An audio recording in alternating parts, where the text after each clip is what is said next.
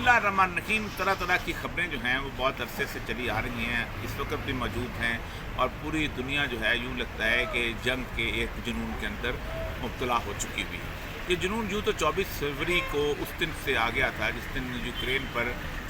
रूस ने हमला किया था और उसके साथ साथ पूरे के पूरे इलाके के अंदर एक तूफ़ान बर्पा हो गया था।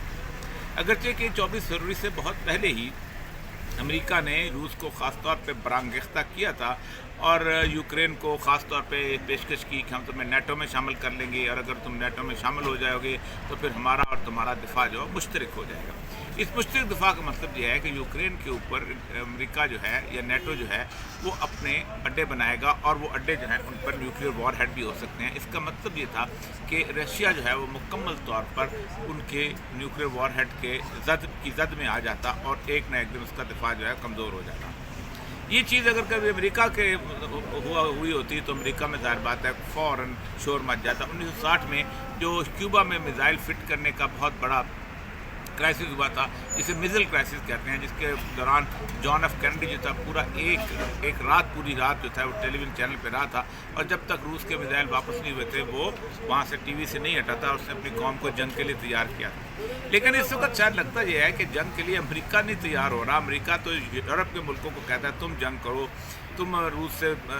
गैस नहीं खरीदो, तुम सर्दियों में ठिठुरते रहो, तुम्हारे यहाँ चीज़ें महंगी हो जाएं। और वो इस वक्त यूरोप के तमाम ममालिक इंग्लैंड समेत जो है बहुत बुरी कसाद बाजारी का शिकार है। लेकिन जंग की तैयारियाँ जो है वो कोई और मुल्क कर रहा है और वो है चीन। और चीन जो है इस वक्त उसने अपने आप को तैयार रहने के मौका दे दिया है, ऑर्डर दे दिया अपनी कौम को। अगरचे कि आज से 3 साल पहले जब क्वेड बना था तो आपको याद होगा कि जिसमें 4 मुल्कों का इत्तेहाद बना था जिसमें इंडिया, जापान और उसके बाद ऑस्ट्रेलिया और अमेरिका शामिल थे। तो उसी वक्त ही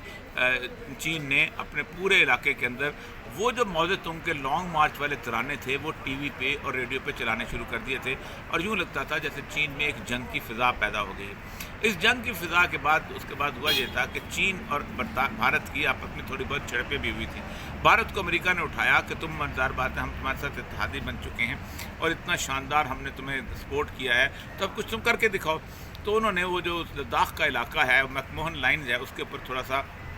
आगे बढ़ने की कोशिश की और उसके साथ उन्होंने अपने कुछ मोर्चे भी कायम किए जिसको चीन मैकमोहन लाइन जो है किसी तौर पे तस्लीम ही नहीं करता। तो मैकमोहन लाइन पे उन्होंने हुआ कि उन्होंने इंटरनेशनल बाउंड्री जो थी उसके ऊपर अगर फायर होगा तो तब कहीं होगा कि जंग का ऐलान है। उन्होंने पत्थर मार मार के और डंडे मार मार के इंडिया के 21 सिपाही जो मार दिए और 1000 स्क्वायर किलोमीटर का रकबा जो है वो इंडिया का उन्होंने अपने कब्ज़े में ले लिया। इस कब्ज़े में लेने के बाद हुआ ये कि जब आज रूस में जाके उनकी जब समझौता हुआ तो 1000 किलोमीटर का रकबा तो वापस नहीं हो सका, लेकिन इंडिया और चीन के अंदर एक खामोशी सी तारी हो गई।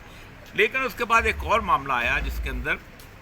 अमेरिका ने ख़ास तौर पे नैन्सी पेलोसी जो है वो जो कांग्रेस की सरबराह है उसको भेजा कि तुम जाओ और ताइवान को जाके उठाओ कि वो चीन के ख़िलाफ़ को थोड़ा बहुत आगे काम करना शुरू हो जाए। लेकिन और वो थोड़ा सा उसको धमकाए। चीन ने उसके ऊपर भी बहुत सीरियस से नोट लिया। उसने कहा कि अगर ताइवान को आपने हमारे खिलाफ उठाया तो हम जंग के लिए तैयार हो जाएंगे। गुज़श्ता दिनों BBC के ऊपर और बाकी जगहों पर एक बहुत बड़ी जो है वो अपना खबर आई थी कि चीन जो है उसने अपने इस पूरे इलाके के अंदर ये जो वियतनाम का है सी है, जो ईस्ट चाइना का सी है, इसके अंदर बेशुमार किस्म के माहीगीरों की फिशेस हैं जो कि बेसिकली माहीगीर नहीं है बल्कि चीन की फ़ौज है जो कि उस सारे इलाके को अंदर गार्ड करती है और उनको देखती है। तो ये वो एक सूरत हाल है जिसके अंदर अब चीन ने अगर अलर्ट करने का कहा है तो इसका मतलब ये है कि चीन कहीं ना कहीं कुछ ना कुछ करने वाला है। और अगर चीन नहीं भी करने वाला तो इस वक्त यूक्रेन ने जो रशिया जो है वहाँ से वापस हुआ है उस इलाके से जो कि उनका मेजर सिटीज़ था, तो उससे लगता यह है कि अब शायद वो यूरोप के महाज को थोड़ा सा ठंडा करके इस इलाके का महाज जो है उसको गर्म करना चाहते हैं। इस इलाके के महाज में अब देखिए 2 चीज़ें हैं जिसको अमेरिका खोलना चाहता है क्योंकि यूरोप ने उसके साथ नहीं दिया। एक वो महाज खोलना चाहता है सऊदी अरब और ईरान का, क्योंकि अब बाइडेन सिर्फ इंतज़ार कर रहा था उस दिन का कि जिस दिन उसको थोड़ी बहुत कांग्रेस के अंदर थोड़ी सी फतह हासिल हो जाए। अब ٹرمپ نے بڑی کوشش کی، لیکن چونکہ پہلے سے لوگ موجود تھے تو بائیڈن جو ہے وہ اب کسی نہ کسی حد تک وہاں پر موجود آ گیا ہے، اور اس کی ایک اکثریت معمولی سی بھی جو بحال ہو گئی ہے ڈیموکریٹس کی، اب وہ جو ہے اس جنگ کے اس طوفان کے اندر دوبارہ آ جائیں گے۔ تو محمد بن سلیمان کو وہ سبق سکھانا چاہتے ہیں اس بات کا کہ اس نے آڑے وقت میں جب ہم پوری دنیا میں گھوم رہے تھے اس نے ہمارا ساتھ نہیں دیا، اس نے نہ تو تیل کی پیداوار بڑھائی تاکہ روس کو نقصان ہو، اور نہ ہی اس نے کسی طور پر ہمارے اتحادی بننے کی کوشش کی۔ محمد بن سلمان کو پچھلے دنوں ایران نے بہت شدید قسم کا تھریٹ بھی دیا تھا، بلکہ ایران نے کہا تھا کہ امریکہ ہمارا دفاع کرے، تو امریکہ چونکہ چاہتا بھی یہی ہے کہ محمد بن سلمان کیا اس کے اوپر تھوڑی سی صورتحال ایسی ہو، جنگ کی صورتحال آ جائے پیش، اور پھر محمد بن سلمان جو ہے وہ امریکہ کو ریکویسٹ کرے، اور ہم جو اس کو تھریٹ کرتے رہے ہیں کہ ہم تمہارا جو سارے کا سارا جو یہ جو سسٹم ہے اس کو اٹھا کے لے جائیں گے اور اس کو ہم یوکرین میں لگا دیں گے، تو ہم وہ دفاعی نظام جو ہے اس کا وہیں رکھیں گے اور اس سے پھر کرایہ وصول کریں گے اور اس کو دبا کے کہیں گے کہ تیل زیادہ جو ہے اس کو تم نکالو تاکہ روس جو ہے اس کی تیل کی مانگ کم ہو جائے۔ لیکن اس سارے سینیریو کے اندر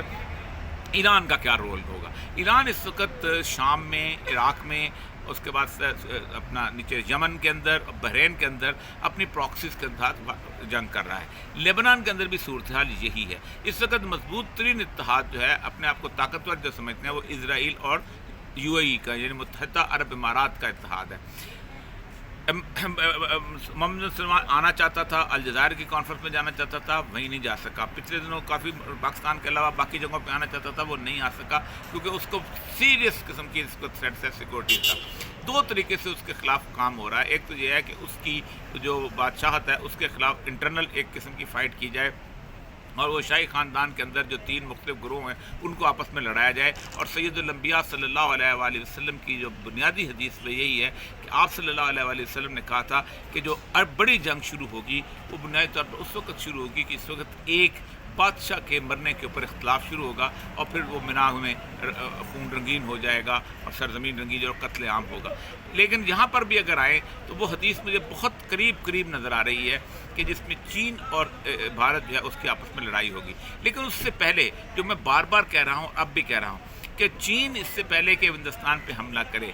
بھارت کو یہ کہا جائے گا کہ آپ پاکستان پہ حملہ کرو تاکہ تم چین کے انٹرسٹ کے اوپر یہاں پر نقصان پہنچاؤ۔ پاکستان کی حالت اس وقت ایسی ہے کہ نہ تیتر ہے، نہ بٹیر ہیں، نہ اس طرف ہیں، نہ ہم اس طرف ہیں، نہ ہم امریکہ کو چھوڑتے ہیں، نہ ہم چین کے ساتھ بری طرح کی محبت اور دوستی کرتے ہیں۔ ایک طرف ہو جاتے تو شاید اس وقت ہماری سیکورٹی کا سسٹم بھی کسی حد تک ساتھ ہو جاتا، لیکن اس سارے سینیریو کے اندر مجھے لگتا یہ ہے کہ اگر چند ہفتوں کے اندر اگر جنگ چھڑی بھی تو ایک تو ایران اور اس کے درمیان چھڑے گی جنگ سعودی عرب کے درمیان، اور جو رسول اکرم صلی اللہ علیہ وسلم کی بہت بڑی حدیث ہے کہ سعودی عرب کے تباہ ہونے سے پہلے ایران جو ہے تباہ ہو جائے گا، اور دوسری جنگ جو ہے وہ انڈیا، پاکستان اور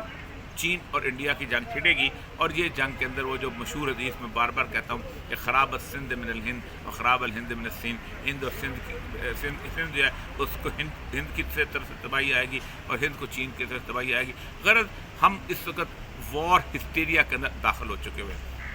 خبریں ہیں، آپ جو لوگ کہتے ہیں جنگ نہیں ہوگی، کب ہوگی، کیسے ہوگی، کس طرح ہو جائے گی، باتیں کرتے رہتے ہو، کبھی سیکنڈ ورلڈ وار اور فرسٹ ورلڈ وار کے دنوں کے زمانے کی گفتگو دیکھ لیں، یہی صورتحال تھی۔ کبھی اس طرف سے شور مچتا تھا، کبھی اس طرف سے شور مچتا تھا، کبھی کہتا ہٹلر کو ہم دیکھ لیں گے،